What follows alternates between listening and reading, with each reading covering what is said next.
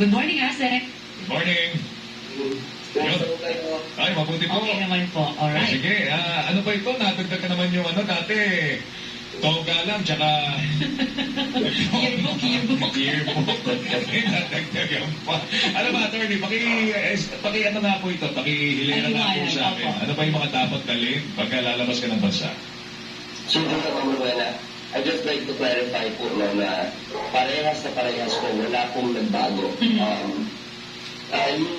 Actually, siguro apologies are in order. Magsasorry na po kami dahil hindi po tama yung communications po namin dito sa bagong... Ayun. Kasi nagulat din kami naman eh. Sige nga po. Go ahead, sir. Ano po yung paglilinaw na gagawin ninyo? Sige nga po.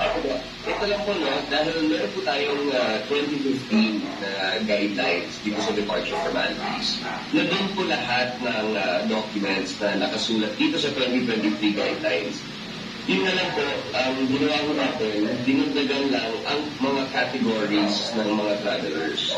And mas nilinaw po natin yung proseso. Pero po, the same process na meron tayo dati noong 2015 ay parehas po dito sa ating bagong 2023 revised guidelines. Kung ano lang po sa Sige po. malinaw sa lahat. Ito po ay nasa 2015 guidelines. Pero sabi dito, sa primary inspection, ibig sabihin po dun sa counter mismo ng immigration. Ito po ang gagawin ng immigration officer. So ito po ay section 1.2. A passenger identified by the immigration officer for a doubtful purpose of travel, fraudulent, falsified or tampered travel documents or identified as a potential traffic person shall not be cleared for departure or recommended for deferred departure and turned over to the travel control and enforcement unit. Tapos po, so, ang ibig po sabihin yan, kung medyo nagdududa po yung immigration officer, Meron po yung isa na mag-i-interview sa kanya. Diba? Yan yung attorney, no? So, din po sa pangalawang interview, ang tinatawag natin secondary inspection, pwede pong hingin yung mga documents na nakasulat dito sa 2015 guidelines. At parehas na parehas po ito doon sa documents na nakalagay sa 2023 guidelines. Okay, ako sa ganito, kasi dati, pag lumalabas sa liba, pag nagbabiyahe, ako personal experience ko, hindi ko dinadala mga dokumento nito. Ang dala ko lang, passport at visa ko. Pero yung mga birth certificate at yung mga proof ng financial capacity ko, proof ng employment, yan ay sinasubmit ko pag nag-apply ako ng visa. Pero ngayon po, required na, kailangan dalhin ito. Kasi baka mga secondary inspection. Yes. Baka mga secondary inspection. Opo. Well, hindi po, just to clarify na itong guidelines na ito, like I mentioned kanina, talagang parehas na parehas po. Only for those vulnerable, kumbaga po, for example, first-time travelers. Pangalawa po, first-time OFWs. Or those that, yung mga digital nomad po, na bagong type ng employment, no? Na pwede mag-work from home kahit saan sa mundo. Ito po yung mga vulnerable sectors na hihingan ng additional documents, which has been happening before. Parehas, oo. Pero kung season traveler na po kayo, marami po kayong stamp sa inyong passport. Yung mga ganun po, yung mga basic documents lang ang kailangan dalhin. Kagaya passport, visa, boarding pass, pati yung return ticket kung turista. Diba? Kasi syempre, matagal na hinihingi yan. Hindi na mahirap. Passport, visa, boarding pass, pati yung confirmed return ticket. Yun lang po. So, for 98% po na magta-travel, itong apat lang po ang hihingin ng immigration officer. Kung makita ho natin na we fall under a different type of category, for example po, yung overseas Filipino workers, minors, dependent OFW, student, mga prospective employment abroad, yung mga yun po, syempre, meron po talaga tayong mga additional documents. At alam naman po ng OFW na kailangan mag-present, no? So malinaw, meron ng ilang kategorya ng mga traveler ang kung saan mag-a-apply po itong panuntunan na ito. Yan ang malinaw. Pero Opo, tsaka matagal na po yun. Even in the 2015 guidelines, dinadala naman talaga ng mga OFW yan, yung mga minor, students, ganun po. So wala pong nagbago in terms of all of the documents. Ang ginawa lang, actually po, if anything, napadali po yung proseso. Bakit po? Ganito po, may isang magandang halimbawa po. No?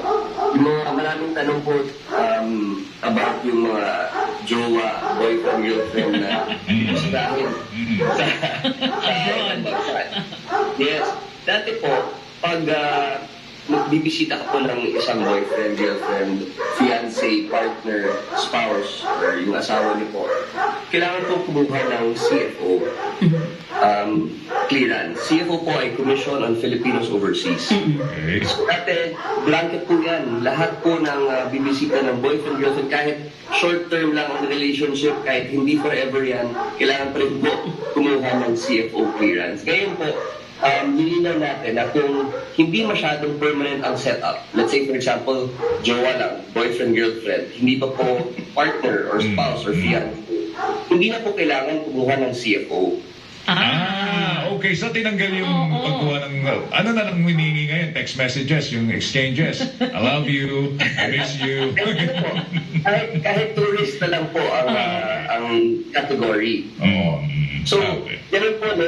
Parang ang ginawa ko natin, lahat ng categories na hindi vulnerable sa human trafficking, mas napadali tuloy from the 2015 guidelines dahil masyado hong blanket ang tinuturing sa 2015 guidelines. Ngayon po, sa 2023 guidelines, tinignan ho natin, na-streamline ho natin yan.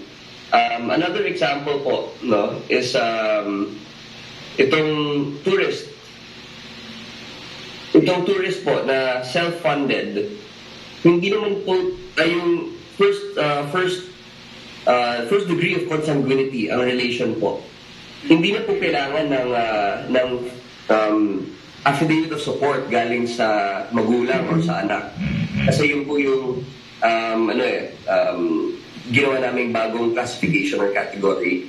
Dati po, kahit parents ang sponsor nyo po, kailangan magdala ng affidavit of support. Ngayon po, hindi na. Proof of relationship na lang. Kahit birth certificate na pinapakita na magulang mo si, let's say, Juan de la Cruz, okay na po yun. Hindi na po kailangan magdala ng affidavit of support.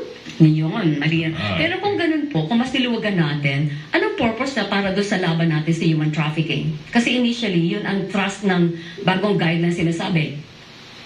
Yes po. So, kagaya ng sinabi ko po kanina, yung ibang category na streamline ho natin, na yung mga categories na in-identify ho natin na hindi vulnerable sa human trafficking. Yung mga vulnerable pa sa human trafficking, we still impose yung dati po nating mga documents na kailangan i-present. Yun. Okay. Good. At least, babaguhin na namin to, itong unang lumabas na mga balita. Oo, So, sa linawin ginawa natin. ninyong paglilinaw. Mabuti at nakuha namin kayo, Asek, kasi ang dami pong nagagalit dito sa na balita ito parang nilalabag na daw po ng gobyerno yung right to travel ng mga Pilipino. Opo, naiintindihan po natin yan na talagang may ganung side, no? And I think it really is a communications siguro failure na hindi po natin na ilabas ang 2015 guidelines na compared side by side doon sa 2023. Kasi kung talagang babasahin niyo po, at ito po, talagang binasa ko side by side. Pinakita niya talaga yung libro Okay, ito naman, itong issue naman doon sa Pogo official. Ano ba nangyari dito? Nawawala daw po. Magkano? Paano?